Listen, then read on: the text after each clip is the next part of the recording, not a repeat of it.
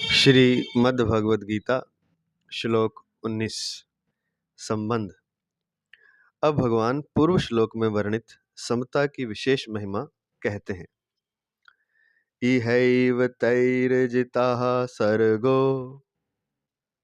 येषां साम्ये स्थितं मनः निर्दोषं हि समम्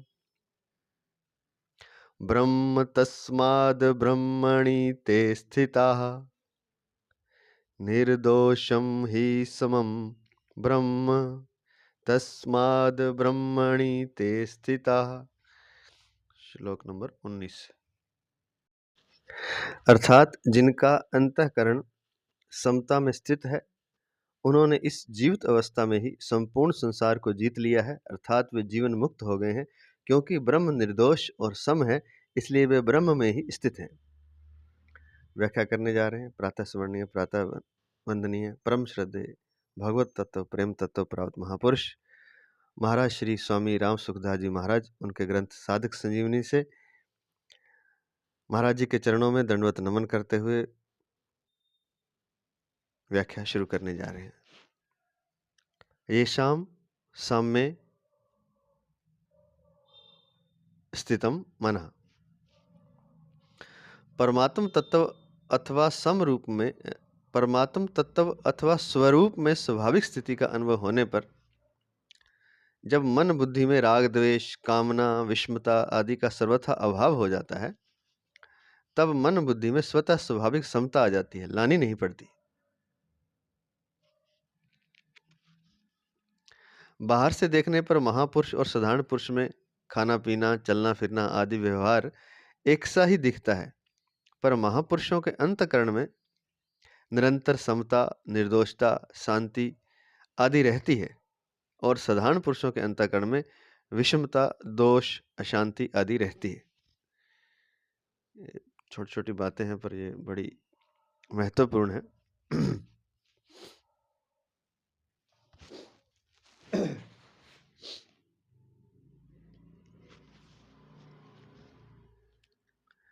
कहते हैं कि स्वाभाविक स्थिति का जब अनुभव हो जाता है, या कहें परमात्म तत्व का,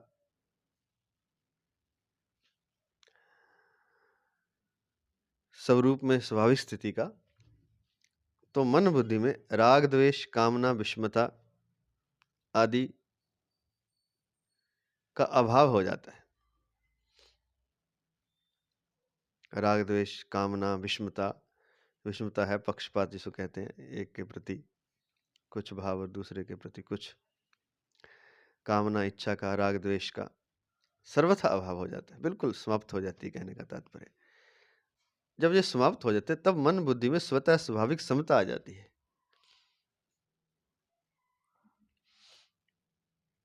लानी नहीं पड़ती।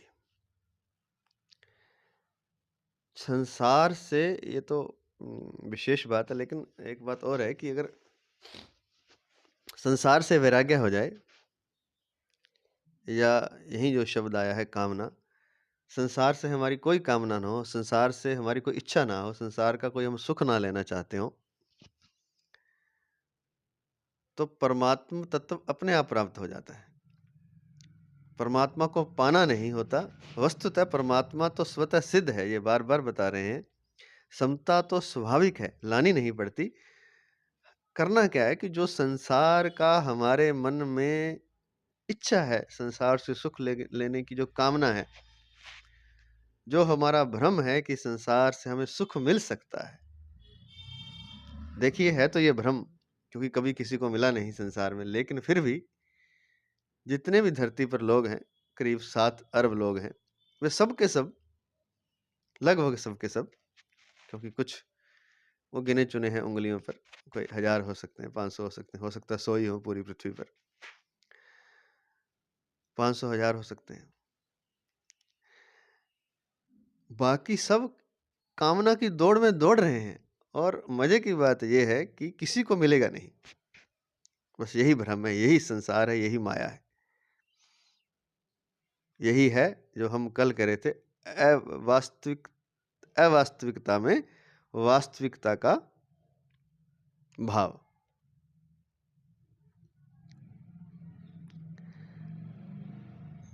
अगर ये बात समझ में आ जाए, ये भ्रम हमारा निकल जाए किसी तरह से, किसी महापुरुष के संग से या शास्त्रों के अध्ययन से, तो परमात्मा को पाना नहीं है, समता को लाना नहीं है। परमात्मा स्वतः सिद्ध है, समता को लाना नहीं पड़ता, समता स्वाभाविक है, स्वतः स्वाभाविक है।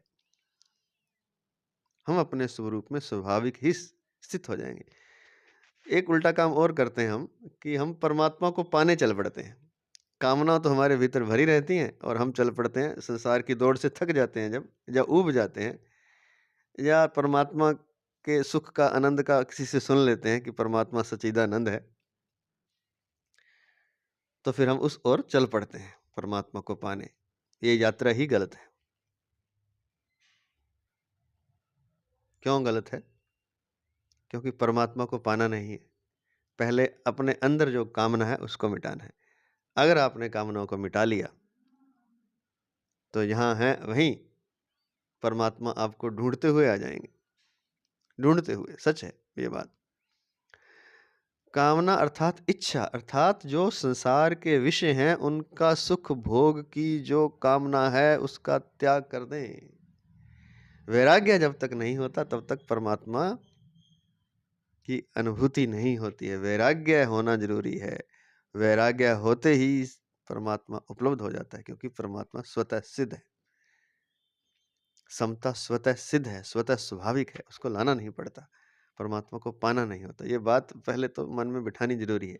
ये जो दौड़ हम लगा देते हैं परमात्मा की तरफ, परमात्मा को पाना है, ध्यान करना है, समाधि लगानी है, प्राणायाम करना है, ठीक है, शरीर के स्वास्थ्य के लिए, शांति के लिए, सुख के लिए, आनंद के लिए, ठीक है। जप कर रहे हैं तो भी मन शांत है, आनंदित हो रहा है, ठीक है। उन साधनों से भी तभी परमात्मा मिलता है जब उन साधन को करते करते हमारी कामना मिट जाती है। जब करते करते एक दिन हमारी कामना शून्य हो जाती है, तब। मुख्य बात जप नहीं है। शायद छोटे मुख से बड़ी बात हो जाएगी, इसलिए ये बात नहीं करते, क्योंकि पिछले ही श्लोक में कल ही बताया है कि चिंतन भी एक तरीका है परमात्मा को पाने का। हाँ, कल बताया था ये 17वें श्लोक में।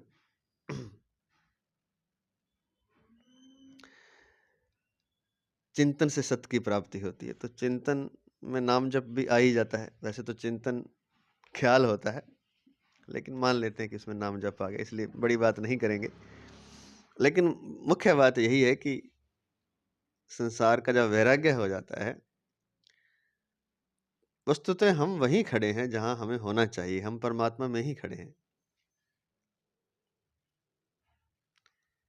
लेकिन हम निरंतर अशांत हैं। हमारे मन की तरंग जो है वो शांत नहीं है। चूंकि परमात्मा शांत है, स्थिर है, और हमारे मन की जो तरंग है वो अस्थिर है, इसलिए उससे मेल नहीं होता। जैसे ही हम स्थिर हो जाएंगे तो परमात्मा की स्थिरता के साथ एक हो जाएंगे, या कहें परमात्मा की स्थिरता का अनुभव हो जाएगा, या कहें कि परमात्मा की जो अनुभूति है वो हमारी शांत झील में हो जाएगी। ये बहुत समझने की बात है कि एक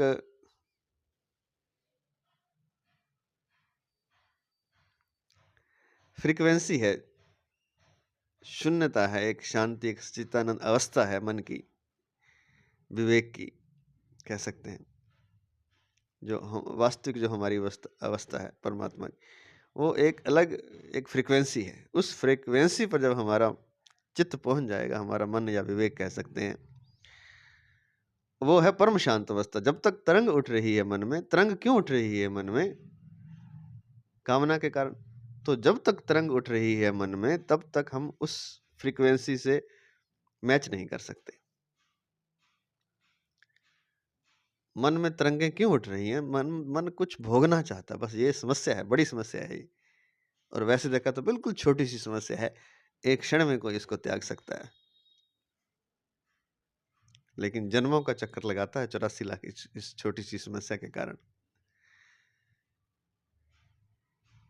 सुना है मैंने किसी संत से कि आंख में छोटा सा कण एक रेत का पड़ जाए, छोटा सा, तो सूर्य दिखाई देना बंद हो जाता है। तिनका तो छोटा सा है, कण तो छोटा सा है, लेकिन सूर्य तो बहुत विस्तार है, बहुत बड़ा है, पूरे ब्रह्मांड को आलोकित कर रहा है, तीनों लोकों को प्रकाश दे रहा है, और पृथ्वी से कई गुना बड़ा है। पूरे पृथ्वी पर जहां कहीं मनुष्य जाता वहीं दिखाई देता है। इतना बड़ा विराट सूर्य है जो पूरी पृथ्वी पर हर जगह दिखाई देता है, बल्कि स्वर्ग लोक पाताल लोक में भी दिखाई देता है। वो आंख में अगर छोटा सा कण आ जाए रेत का, तो वो दिखना बंद हो जाता है, आंख बंद हो जाती है। ऐसे ही कामना छोटी सी है, लेकिन विस्तीर्ण परमात्मा को, अनादि अनंत परमात्मा को छुपा लेती है, कह सकते हैं।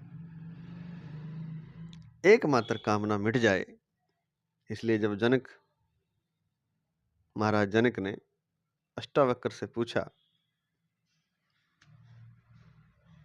कि ज्ञान क्या है, मुझे एक ही शब्द में बताइए,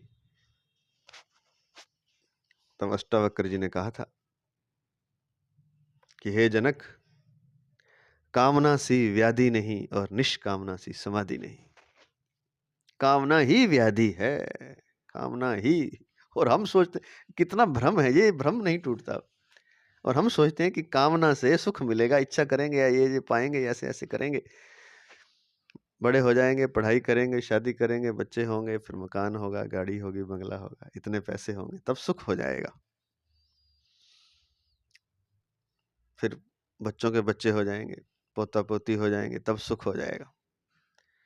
लेकिन जैसे जैसे वो समय बीतता, वैसे वैसे उलझन और बढ़ती चली जाती है।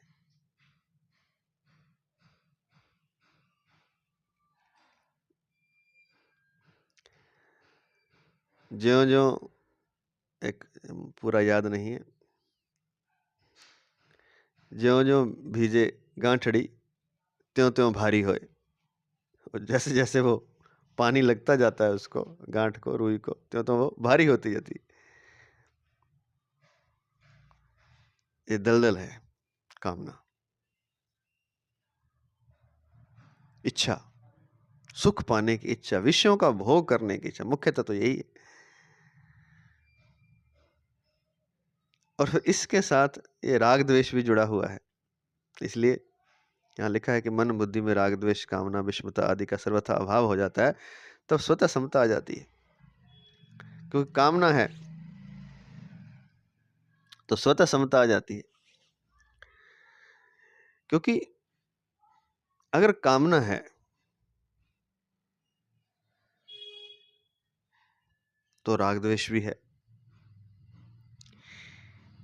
किसी से प्रेम होगा, किसी से द्वेष होगा, कोई अच्छा लगेगा, कोई बुरा लगेगा, किसी वस्तु पदार्थ से अपनापन होगा, किसी वस्तु पदार्थ व्यक्ति से, और किसी से द्वेष होगा।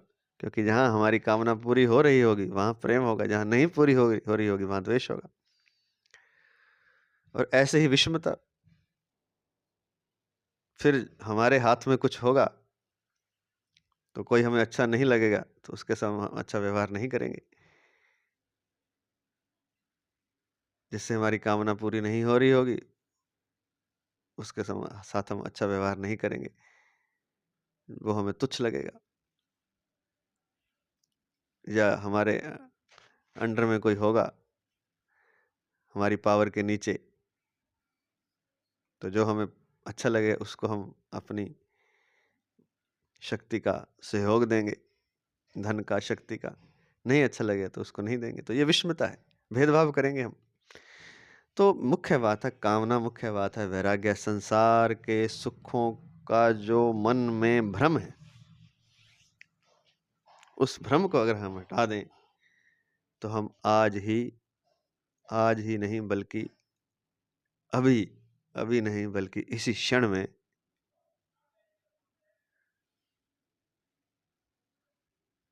स्वतः सिद्ध जो परमात्म तत्व है, स्वतः सिद्ध जो हमारा स्वरूप है, उसमें हमारी स्वाभाविक स्थिति हो जाएगी।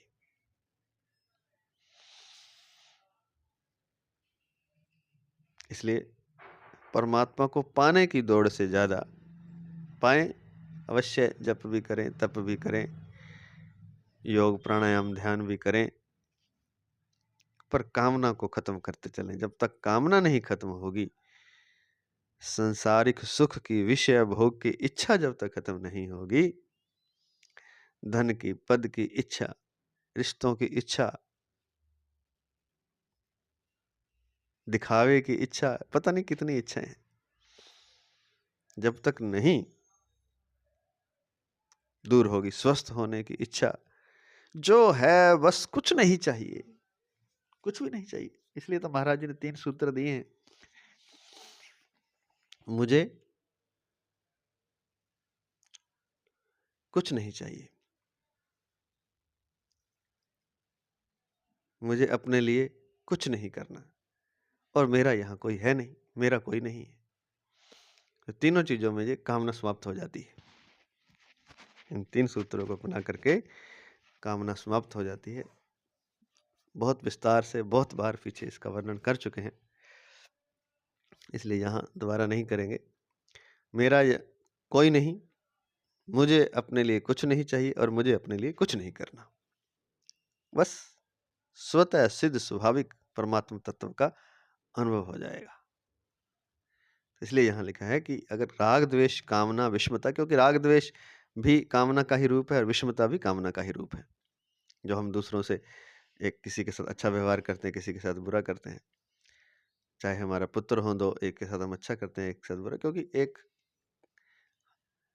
हमारी इच्छाओं की, कामनाओं की पूर्ति करता है तो उसके साथ हम अच्छा व्यवहार करेंगे, दूसरा नहीं करता तो उसके साथ हम नहीं करेंगे। स्वाभाविक बात है। स्वाभाविक तो नहीं है, गलत बात है, लेकिन ऐसा मनुष्य करता है, स्वभाव है मनुष्य का। तो मुख्य जो बात है वो कामना है। बार बार इस बात को जितनी दृढ़ता से समझ जाएगा, जब समझेगा तभी वह इस कामना से मुक्त होगा। पहले तो समझना जरूरी है कि कामना का भ्रम क्यों है, हमें संसार से सुख की इच्छा का भ्रम क्यों है। किसी ने नहीं पाया संसार में आज तक, फिर हमें क्यों बार बार लगता है कि संसार से सुख मिल जाएगा। शब्द स्पर्श रस रूप गंध, इससे हमें आनंद हो जाएगा, विषयों से, पदार्थों से, वस्तुओं से, व्यक्तियों से। यही भ्रम है, यही माया है, यही प्रकृति है, यही गुणों में वर्त रहे हैं, जो हमें सत्व रजतम में हम उलझे रहते हैं, निकल ही नहीं पाते। बड़ी विकट स्थिति है ये हमारे चित्त की, और पता नहीं कितने लाख योनियों में हमें भटकना पड़ता है। तो यही बात कह रहे हैं कि परमात्म तत्व का स्वाभाविक अनुभव,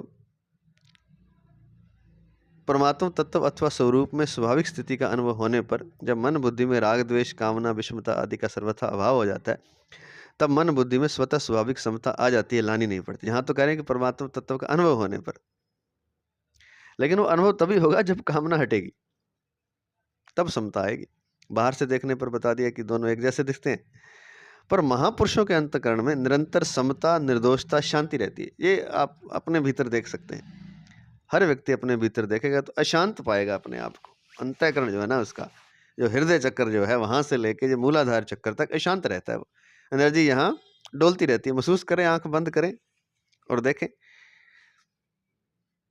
कुछ पत्थर सा हृदय चक्र पर पड़ा रहता है, नाभि चक्र पर, मूलाधार पर, मूलाधार केंद्र पर, चक्र पर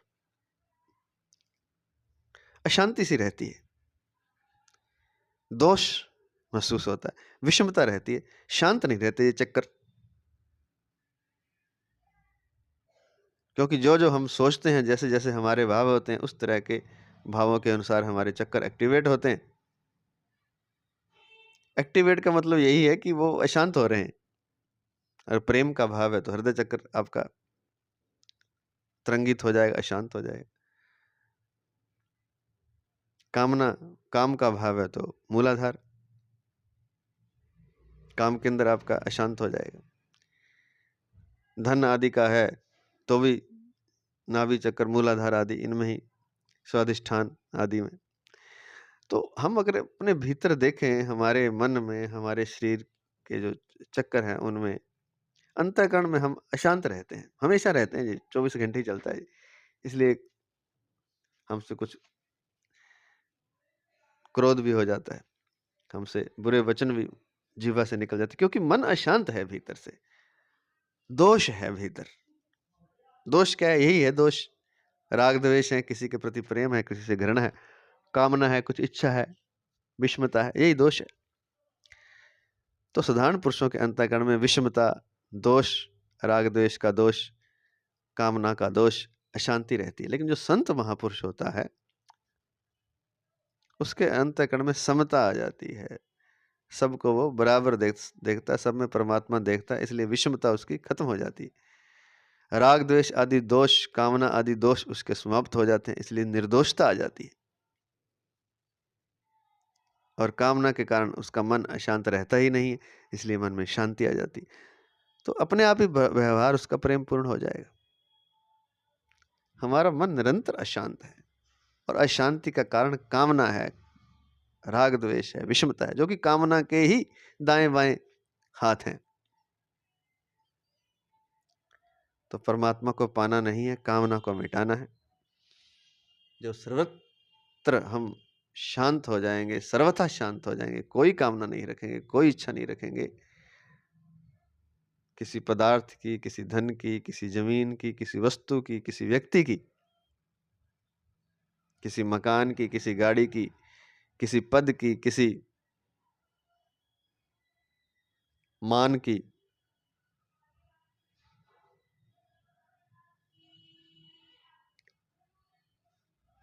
किसी दंभ की, जब कोई इच्छा हम नहीं रखेंगे, तब निरंतर शांति भीतर स्थापित हो जाएगी। और जैसे ही ये सब होता है, अपने आप समता आ जाती है, अपने आप शांति आ जाती है, अपने आप सारे दोष चले जाते हैं। हे जनक, कामना सी व्याधि नहीं, निष्कामना सी समाधि नहीं। जैसे पूर्व में और पश्चिम में दोनों ओर पर्वत हो, तो पूर्व में सूर्य का उदय होना नहीं दिखता, परंतु पश्चिम में स्थित पर्वत की चोटी पर प्रकाश दिखने से सूर्य के उदय होने में कोई संदेह नहीं रहता। कारण कि सूर्य का उदय हुए बिना पश्चिम के पर्वत पर प्रकाश दिखना संभव ही नहीं। ऐसे ही जिनके मन बुद्धि पर मान अपमान, निंदा स्तुति, सुख दुख आदि का कोई असर नहीं पड़ता, तथा जिनके मन बुद्धि राग द्वेष, हर्ष शोक आदि विकारों से सर्वथा रहित हैं, उनकी स्वरूप में स्वाभाविक स्थिति अवश्य होती है। लिख दिया महाराज जी ने, अवश्य होती है। कारण कि स्वरूप में स्वाभाविक स्थिति के बिना मन बुद्धि में अटल और एक रस समता का रहना संभव ही नहीं है। ये दोनों जुड़े हुए हैं एक दूसरे से चीजें। स्वाभाविक स्थिति होते ही, स्वरूप में स्वाभाविक स्थिति होते ही मन बुद्धि में समता आ जाती है, और समता आती हम अपनी स्वाभाविक स्वरूप में स्थित हो जाते हैं।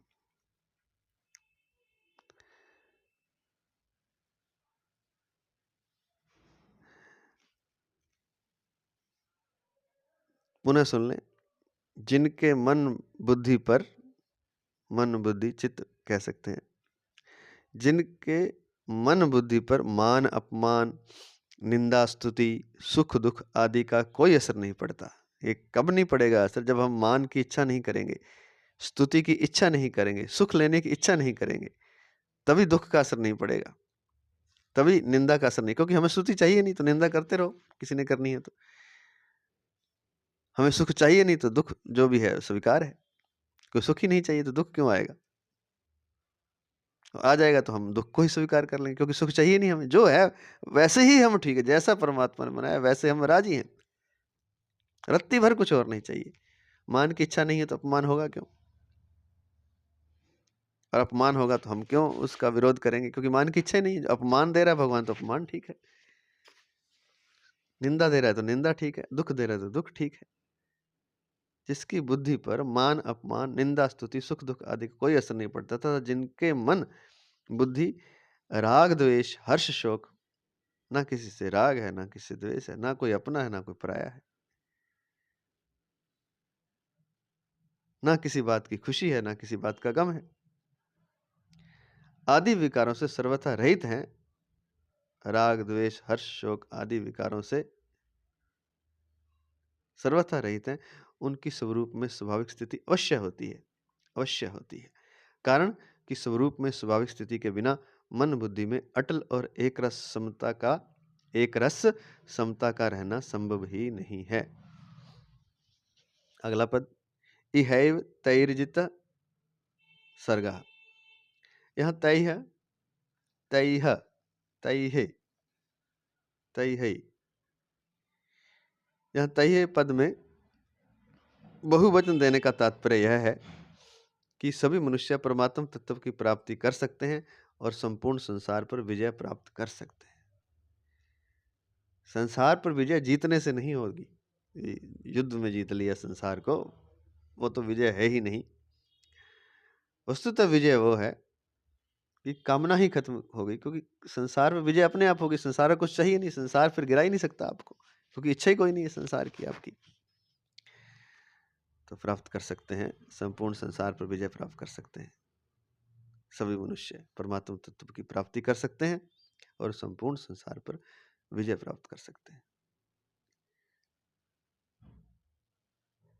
यह एव पदों का तात्पर्य है कि मनुष्य जीते जी वर्तमान में ही यही संसार को जीत सकता है, अर्थात संसार से मुक्त हो सकता है। यह एव, इस जीवित अवस्था में ही जीते जी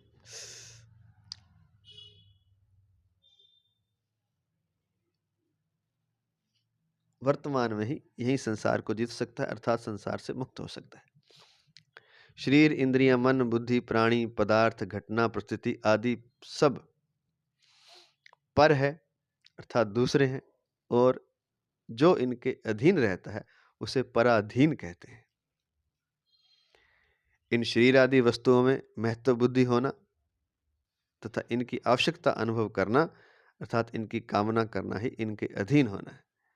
जो बात हम कह रहे थे उसी की महाराज जी पुष्टि, या महाराज जी वही बात कह रहे हैं जो हमारे मन में आई। वो बात क्या है कि शरीर है, हमारी इंद्रियां हैं, मन है, बुद्धि है, प्राणी है, कोई भी प्राणी, पदार्थ है, कोई घटना है, प्राणी अर्थात कोई व्यक्ति है, पदार्थ है, घटना है, कोई परिस्थिति है, ये सब कुछ पर है, अर्थात दूसरा है। और जो इनके अधीन रहता है उसे पराधीन कहते हैं। अधीन कैसे रहता है? इन शरीर आदि अर्थात शरीर इंद्रिय मन बुद्धि प्राणी पदार्थ घटना परिस्थिति आदि वस्तुओं में महत्व बुद्धि होना। महत्व बुद्धि मतलब इसके बिना मेरा काम नहीं चलेगा, ये मुझे चाहिए ही चाहिए, ये चीज अच्छी है, ये व्यक्ति अच्छा है, ये महत्व बुद्धि है, इससे मुझे सुख मिलेगा। मुख्य बात तो ये है कि इससे मुझे सुख मिलेगा। इस शरीर से, मेरे इंद्रियों से, मेरे मन से, मेरी बुद्धि से, प्राणी से अर्थात व्यक्ति से, पदार्थ से, घटना से, परिस्थिति से, इस तरह की परिस्थिति हो तो मैं सुखी होऊंगा। एक बंगला हो, चारों तरफ फूल पौधे लगे हों, ग्रीनरी हो, सुंदर जापानी घास लगी हो, एक स्विमिंग पूल हो, इस तरह की चीजें, पदार्थों की, वस्तुओं की, व्यक्तियों की महत्व बुद्धि होती है। तो जो हम महत्व बुद्धि रखते हैं इन वस्तुओं शरीर आदि के प्रति तथा इनकी आवश्यकता का अनुभव करना कि इसके बिना तो काम नहीं चलेगा, ये तो चाहिए चाहिए। हालांकि काम बड़े अच्छे से चलेगा, बल्कि परमात्मा में स्थिति हो जाएगी अगर ये चीज़ों को नहीं चाहेंगे आप। लेकिन हमारा मन जो मूर्ख है, मूढ़ है, जो अज्ञानी है, वो ऐसी कल्पना करता रहता है। इन शरीर आदि वस्तुओं से में महत्व बुद्धि होना तथा इनकी आवश्यकता अनुभव करना अर्थात इनकी कामना करना ही इनके अधीन होना है। तो इन वस्तुओं की, व्यक्तियों की, पदार्थों की महत्व बुद्धि होना शरीर आदि की, और इनकी तो गुलाम होना, अधीन होना। जब हम इसकी कामना कर लेते हैं, बस मन में कामना हुई नहीं और हम फंसे नहीं, मिलेगी नहीं मिलेगी ये तो अलग बात है, कामना करते ही फंस जाता है, अधीन हो जाता है, पराधीन हो जाता है, गुलाम हो जाता है। इन शरीर आदि वस्तुओं में महत्व बुद्धि होना तथा इनकी आवश्यकता अनुभव करना अर्थात इनकी कामना इच्छा करना ही इनके अधीन होना है। पराधीन पुरुष ही वास्तव में पराजित होता है, हारा हुआ होता है वो। जब तक पराधीनता नहीं छूटती तब तक वह पराजित ही रहता है, क्योंकि वो गुलाम है। अब उसके पास तो कुछ है नहीं, इन चीज़ों से सुख मिलेगा तो सुख मिलेगा उसको, नहीं तो वो फिर रोता रहेगा। कोई व्यक्ति सुख देगा उसे तो सुख आएगा, नहीं तो फिर उसके पास तो कुछ नहीं है। किसी पदार्थ से उसे धन से सुख मिलेगा, धन नहीं है तो वो तो रोएगा, फिर हारा हुआ है वो तो बिना धन के। कोई घटना अच्छी घटेगी, कोई शादी की, कोई प्रेम की, कोई धन आने की, कोई महल बनने की तो वो उसके पास कुछ होगा, तो नहीं तो वो हारा हुआ है, फिर नहीं मिलेगा तो ये सब कुछ हारा हुआ महसूस करेगा। पराधीन मनुष्य ही वास्तव में पराजित हारा हुआ है। जब तक पराधीनता नहीं छूटती तब तक पराजित ही रहता है। वही बात है कि जब तक वैराग्य नहीं होता, क्योंकि पराधीनता इन्हीं वस्तुओं की है, कामना है, कामना के कारण ही पराधीनता है।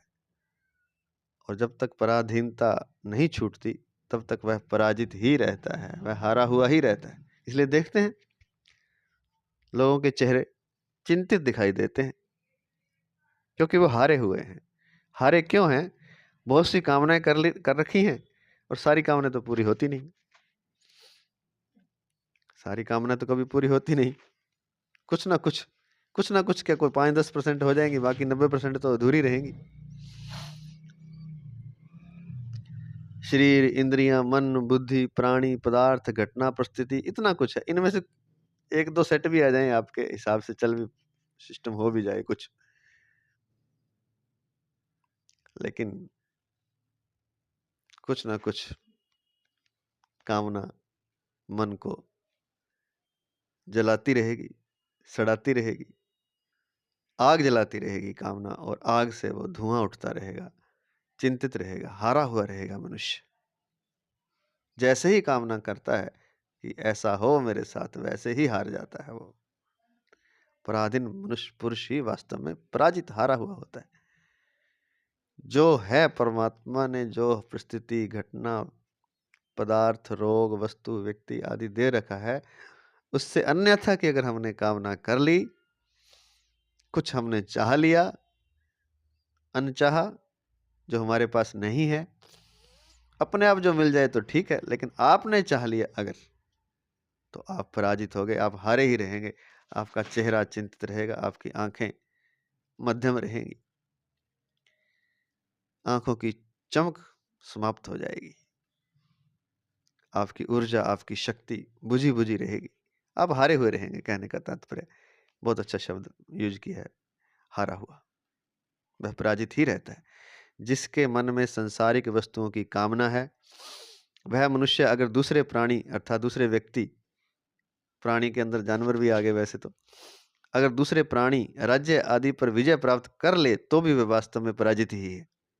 कारण कि वह उन पदार्थों में महत्व बुद्धि रखता है और अपने जीवन को उनके अधीन मानता है। अपने जीवन को उनके अधीन, क्योंकि उन चीजों के बगैर मेरा काम नहीं चलता, तो मैं अधीन हुआ ना उसका, मैं गुलाम हो गया। तो वह अपने जीवन को उनके अधीन मानता है। किसी राज्य को भी जीत ले, अगर ऐसा कह रहे हैं महाराज जी, शरीर से विजय तो पशु भी प्राप्त कर लेता है, पर वास्तविक विजय हृदय से वस्तु की अधीनता दूर होने पर ही प्राप्त होती है। शरीर से तो विजय पशु भी प्राप्त करके, मेरे पशु दूसरे को हरा देता है, पर वास्तविक विजय हृदय से वस्तु की अधीनता दूर होने पर। वस्तुओं की जो अधीनता है, व्यक्तियों की, पदार्थों की, वो गुलामी जो है, उसको हटाएंगे अगर, तो ही वास्तविक विजय होगी, तो ही हम पराधीनता से मुक्त होंगे, तो ही हम गुलामी से मुक्त होंगे। पराजित व्यक्ति ही दूसरे को पराजित करना चाहता है, दूसरे को अपने अधीन बनाना चाहता है। वास्तव में अपने को पराजित किए बिना कोई दूसरे को पराजित कर ही नहीं सकता। बहुत ही सुंदर बातें लिखी हैं।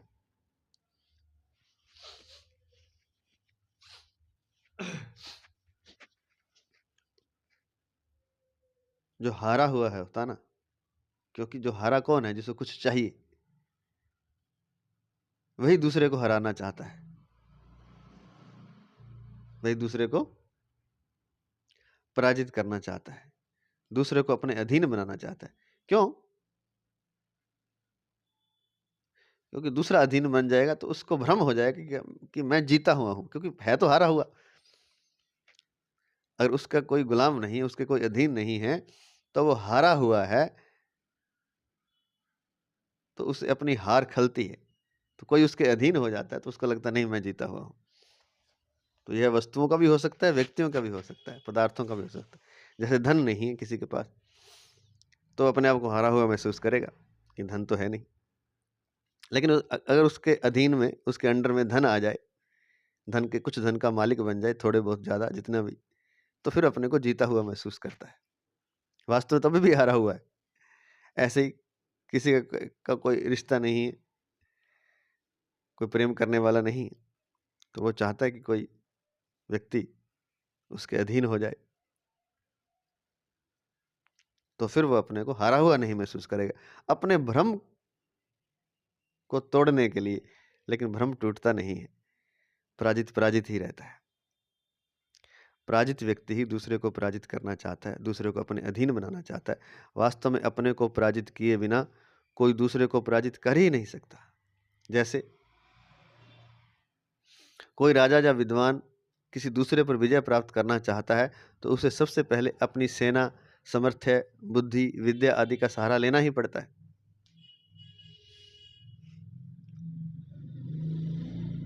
तो जैसे ही उसने सहारा लिया तो गुलाम हो गया ना, वो पराजित हो गया ना इन चीज़ों से। अपनी सेना से वो पराजित है, गुलाम है उसका, क्योंकि वो नहीं होएगा तो फिर कैसे काम चलेगा। सेना नहीं होगी तो सामर्थ्य नहीं होगी, बुद्धि, विद्या आदि का सहारा लेना ही पड़ता है। तो कहते हैं कि पराजित किए बिना, वास्तव में अपने को पराजित किए बिना कोई दूसरे को पराजित कर ही नहीं सकता। कामना उत्पन्न होते ही मनुष्य पराधीन हो जाता है। जैसे ही कामना उत्पन्न होती, जैसे ही कोई इच्छा आई आपके मन में, तुरंत आप गुलाम हो गए, हथकड़ी लग गई आपको। अब उस कामना के पीछे पीछे चलना पड़ेगा आपको, अपनी मर्जी नहीं कर सकते आप। एक कार लेने की कामना उत्पन्न हो गई, इच्छा आ गई, अब गुलाम हो गए आप उस इच्छा के, और फिर कार मिल जाएगी तो कार के गुलाम हो जाएंगे, इच्छा के गुलाम हो जाएंगे, वस्तु के गुलाम हो जाएंगे, पराधीन हो जाएंगे। कोई स्त्री चाहिए, कोई पुरुष चाहिए, कोई प्रेम करने वाला चाहिए, किसी को शादी चाहिए, गुलाम हो जाएगा। पुरुषों को स्त्रियां चाहिए, स्त्रियों को पुरुष चाहिए, प्रेम चाहिए। कामना उत्पन्न होते ही मनुष्य पराधीन हो जाता है।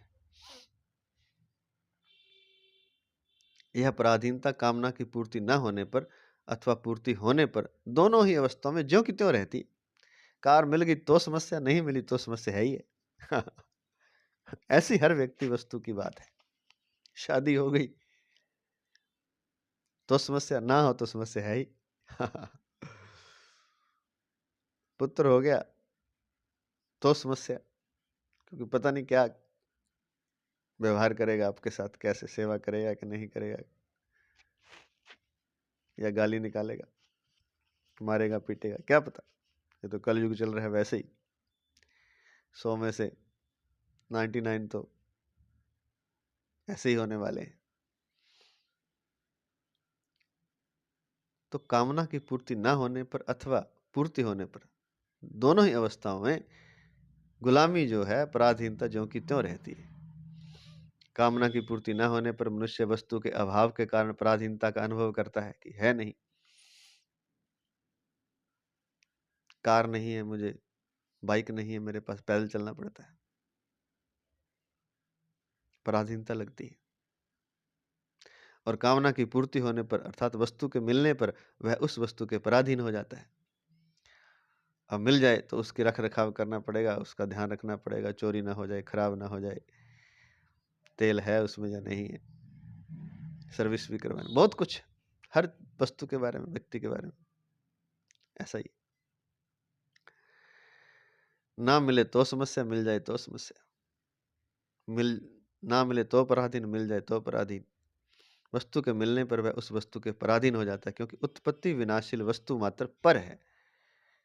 पर से जो भी संबंध बनेगा वो पराधीन ही बनाएगा, क्योंकि जो भी वस्तु, व्यक्ति, पदार्थ है वो उत्पत्ति विनाशील है, वो टिकने वाला तो है नहीं।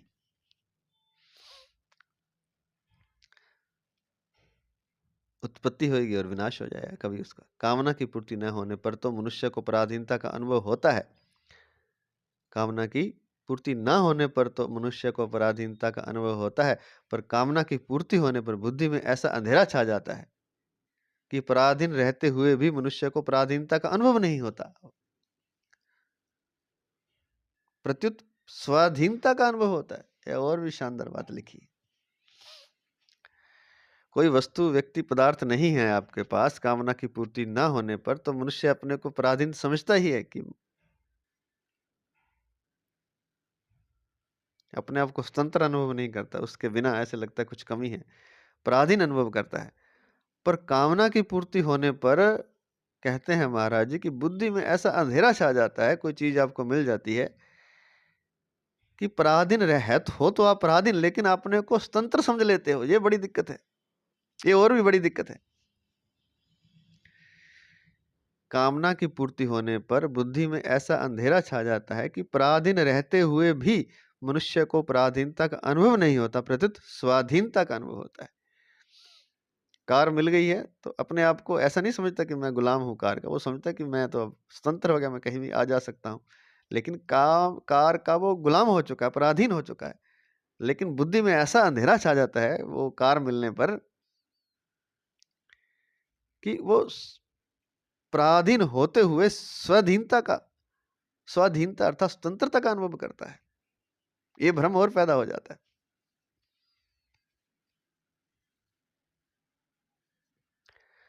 कामना की पूर्ति होने पर बुद्धि में ऐसा अंधेरा छा जाता है कि पराधीन रहते हुए भी मनुष्य को पराधीनता का अनुभव नहीं होता, प्रत्युत स्वाधीनता का अनुभव होता है। ज्ञानी महापुरुष में कामना का सर्वथा अभाव होने से वह पूर्णतः स्वाधीन हो जाता है। जो ज्ञानी पुरुष होता है, जो महापुरुष होता है, जो संत होते हैं, जिनकी कामना मिट गई है सर्वथा, वे पूर्णतः स्वाधीन हो जाते हैं। स्वाधीन पुरुष ही विजयी होता है और वही विजयी होता है। परंतु स्वाधीन पुरुष के मन में कभी किसी को पराजित करने का भाव नहीं आता। वह संसार की किंचन मात्र भी आवश्यकता का अनुभव नहीं करता, प्रत्युत संसार ही उसकी आवश्यकता का अनुभव करता है। बहुत ही सुंदर बात है। जिसकी तमन्ना मिट गई,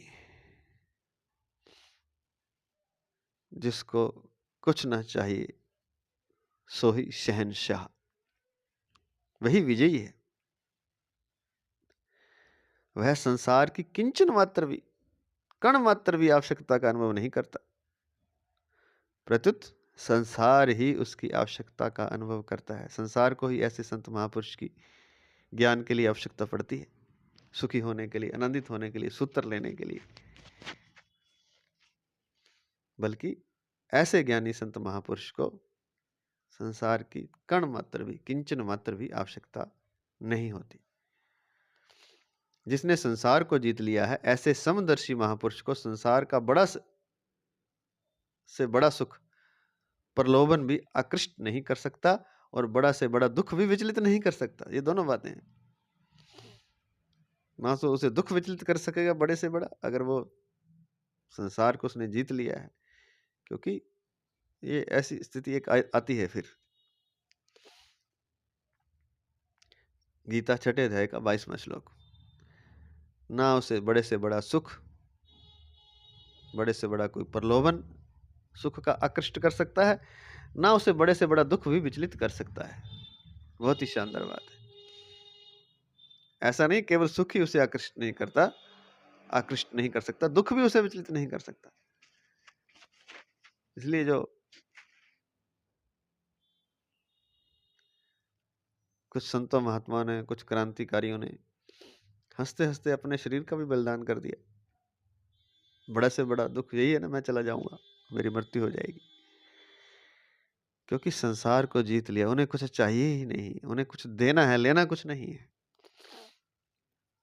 अपने लिए कुछ नहीं चाहिए। उसके मन में संसार के किसी भी प्राणी, पदार्थ, परिस्थिति आदि की किंचन मात्र भी कामना, वासना, स्पृहा, तृष्णा आदि नहीं रहती। बस यही बात है। यही बात अगर समझ में आ जाए तो परमात्मा तो मिला मिलाया है। उसके मन में संसार के किसी भी प्राणी की कामना नहीं रहती, किसी पदार्थ की कामना नहीं रहती, किसी प्राणी की वासना नहीं रहती, किसी पदार्थ की, परिस्थिति की कामना वासना नहीं रहती, स्पृहा नहीं रहती, तृष्णा नहीं रहती। यद्यपि उसे अनुकूलता प्रतिकूलता का ज्ञान होता है, ऐसा नहीं कि उसे पता नहीं चलता कि सुख आ रहा है कि दुख हो रहा है, सब पता चलता है, क्योंकि वो जड़ थोड़ी ना है, चेतन है वो। यद्यपि उसे अनुकूलता प्रतिकूलता का ज्ञान होता है तथा उसके अनुसार यथोचित चेष्टा भी होती है, तथापि अनुकूलता प्रतिकूलता का उसके अंतःकरण पर कोई असर नहीं पड़ता। बात अंतःकरण की है। धूप लगेगी तो हो सकता है वो भी पेड़ के नीचे या किसी छप्पर के नीचे जाकर के बैठ जाए, लेकिन अंतःकरण उसका शांत रहता, परेशान नहीं होता, क्योंकि अनुकूलता प्रतिकूलता को सम मान ली, समता में स्थिति हो गई है उसकी। क्योंकि कुछ चाहिए नहीं ना उसे सुख से लेना, कुछ ना दुख से लेना, उसे कुछ चाहिए नहीं। जिसे चाहिए नहीं वो परेशान कैसे होगा? उसका अंतःकरण निर्मल ही रहेगा, तरंगायित तो होगा ही नहीं। अगला पद, निर्दोषम ही समम ब्रह्म। परमात्म तत्व में दोष विकार या विषमता है ही नहीं। जितने भी दोष या विषमताएं आती हैं वे सब प्रकृति से राग पूर्वक संबंध मानने से ही आती हैं। परमात्म तत्व प्रकृति के संबंध से सर्वथा निर्लिप्त है, इसलिए उसमें किंचन मात्र भी दोष या विषमता नहीं है। इसलिए निर्दोषम ही समम ब्रह्म। अगला पद है, तस्माद ब्रह्मणि ते स्थिता। परमात्म तत्व निर्दोष और सम है, इसलिए जिन महापुरुषों का अंतःकरण निर्दोष और सम हो गया है वे परमात्म तत्व में ही स्थित हैं। चूंकि परमात्म तत्व निर्दोष और सम है, इसलिए जिन महापुरुषों का अंतःकरण निर्दोष और सम हो गया है वे परमात्मा तत्व में स्थित हैं। क्योंकि परमात्मा, पहले ही बताया कि ऐसी एक फ्रीक्वेंसी दोनों की मिल गई, वो निर्दोषता, शून्यता, शांति जब हमारे चित्त में हमारे मन में आ जाएगी, अंतःकरण में आ जाएगी, चूंकि परमात्मा तत्व शांत है, शून्य है, निर्दोष है, तो वो फ्रीक्वेंसी मिलने से दोनों एक हो जाएंगे, तो परमात्मा तत्व में वो स्थित हो जाएगा।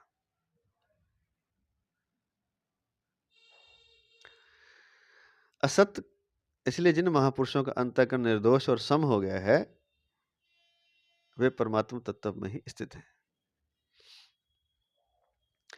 असत्य के संग से ही संपूर्ण दोषों और विषमताओं की उत्पत्ति होती है।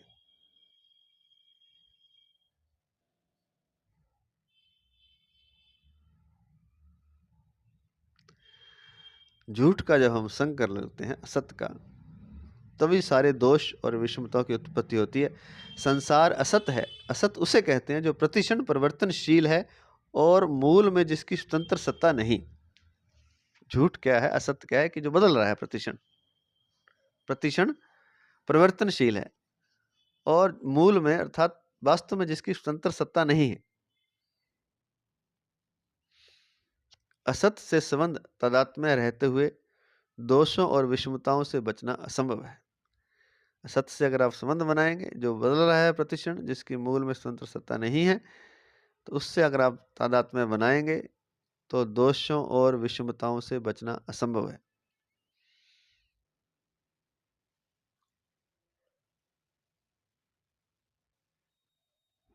कोई भी चीज, हर चीज संसार की परिवर्तनशील है और मूल में जिसकी स्वतंत्र सत्ता नहीं है, वो अपने आप में स्वतंत्र नहीं है। महापुरुषों के अंतःकरण में असत का महत्व न रहने से उन पर असत का कोई प्रभाव नहीं पड़ता। असत का कोई प्रभाव न पड़ने से उनका अंतःकरण निर्दोष और सम हो जाता है।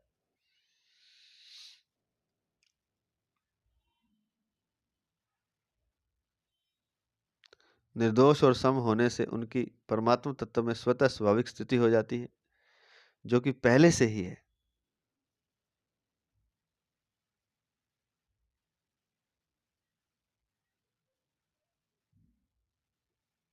जैसे जहां धुआं है वहां अग्नि अवश्य है, क्योंकि अग्नि के बिना धुआं संभव ही नहीं। ऐसे ही जिनके अंतःकरण में समता है वे अवश्य ही परमात्म तत्व में स्थित हैं, क्योंकि परमात्म तत्व में स्थित हुए बिना पूर्ण समता आनी संभव ही नहीं।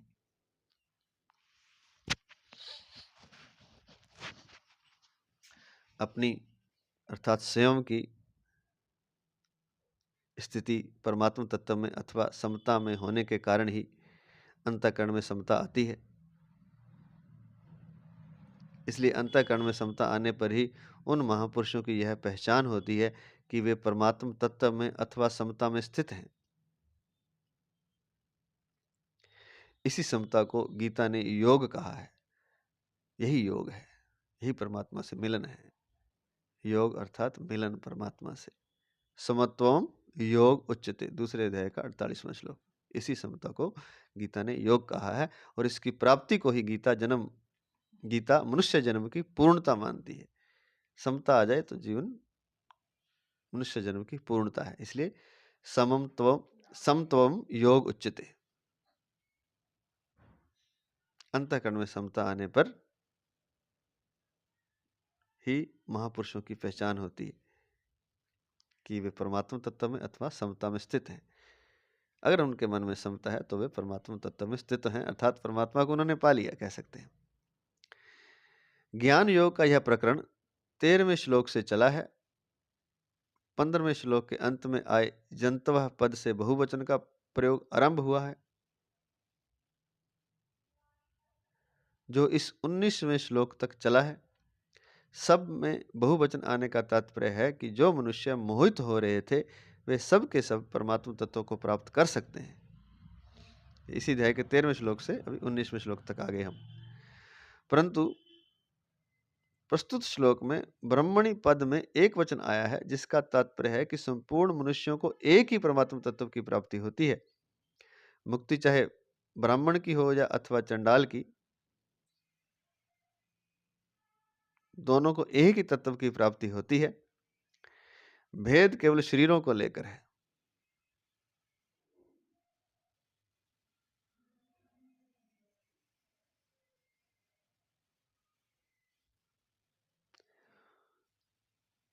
भेद केवल शरीरों को लेकर है, जो उपादेय है।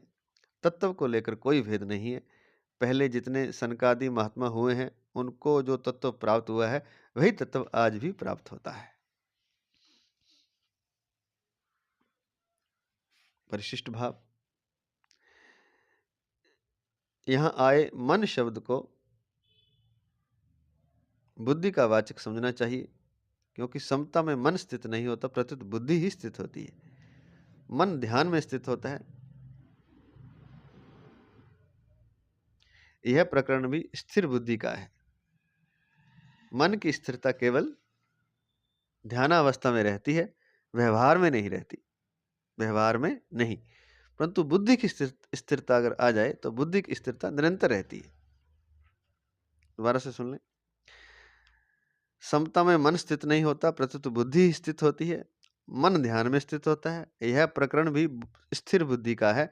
मन की स्थिरता केवल ध्यान अवस्था में, जब वो ध्यान कर रहा होता उस अवस्था में रहता है मन स्थिर, नहीं तो मन चंचल ही रहता है, व्यवहार में नहीं। परंतु बुद्धि की स्थिरता निरंतर रहती है। अगर बुद्धि स्थिर हो जाए तो वह निरंतर स्थिर रहती है। कल्याण मन की स्थिरता में नहीं होता, प्रत्युत बुद्धि की स्थिरता से होता है।